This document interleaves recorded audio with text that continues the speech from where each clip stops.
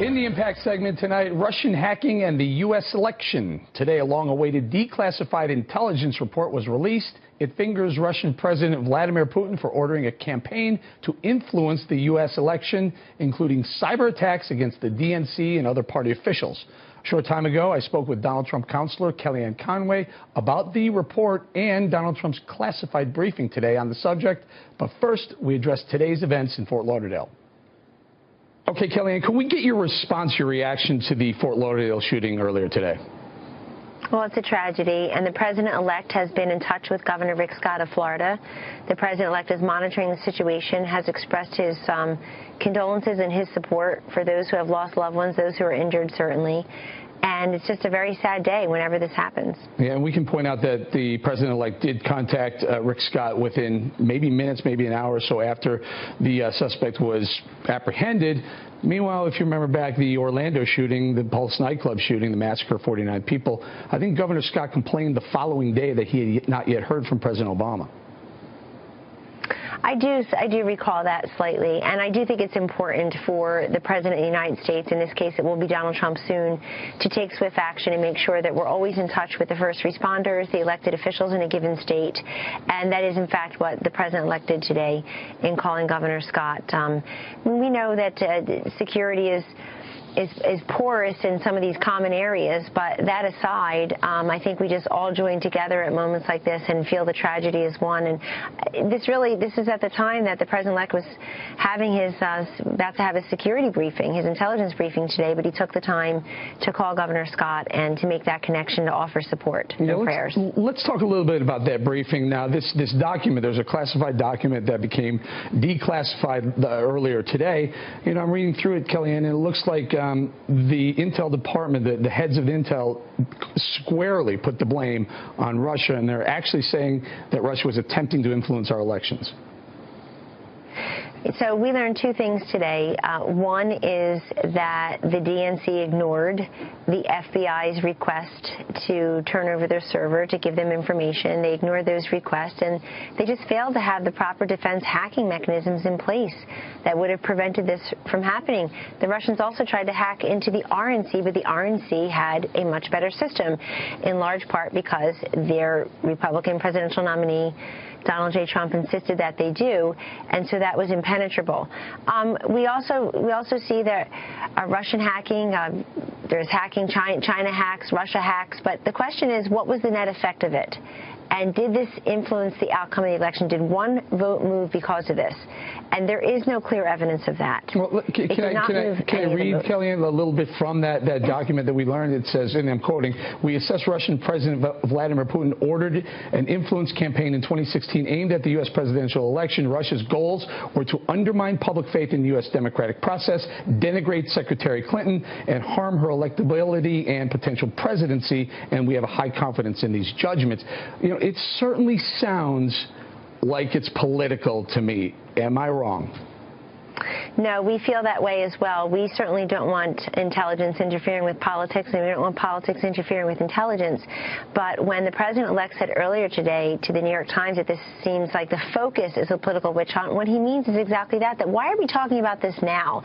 If Mr. Clapper said what he said in October, Eric, and the president of the United States basically didn't say much about it, Hillary Clinton mentioned it at a debate, but you didn't see the $1.2 billion the Clinton campaign spent going toward ads and public service announcements warning everybody that this is going to affect the outcome of the election. Why? Because they thought she was going to win.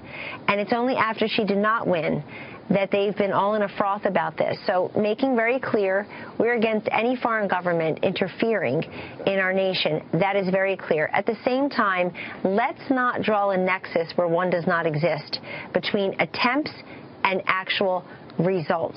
If anybody can tell me that Hillary Clinton lost for any reason other than she was a terrible messenger, I still don't know what her message was. Please help me out. Anybody can write to me if you know what her message was. Right. Her message was, I'm not Donald Trump, and it wasn't enough. His message was, I'm here for the forgotten man, forgotten woman.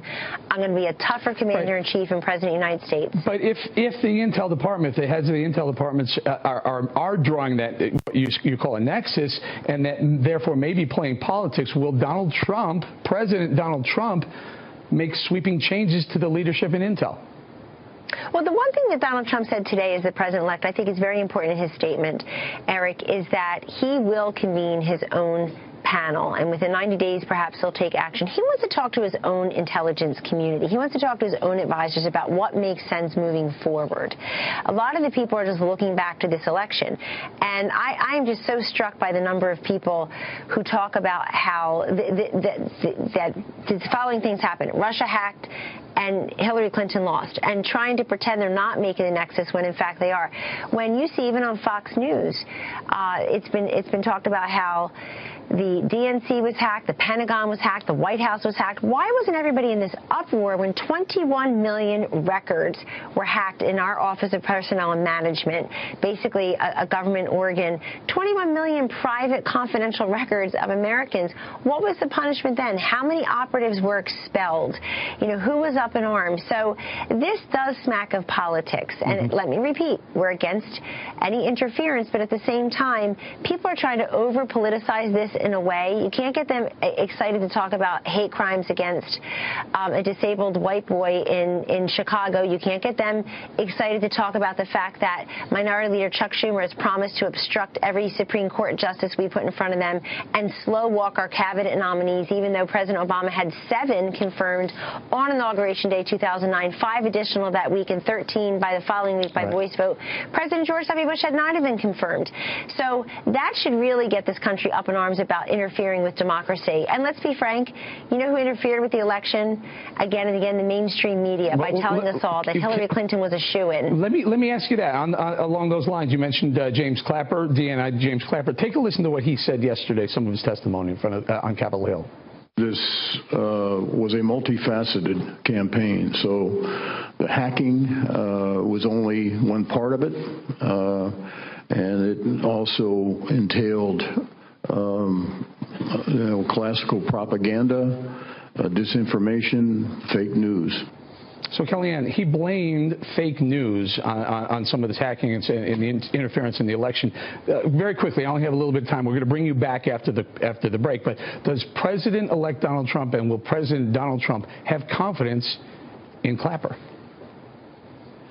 Well, the president has faith in the intelligence community, but he also is putting together his own intelligence team for many reasons. Mr. Clapper has said, look, he came out in October and said something. The response from Barack Obama about Vladimir Putin and hacking earlier in the summer was, quote, knock it off. Boy, that's going to really scare somebody. Knock it off.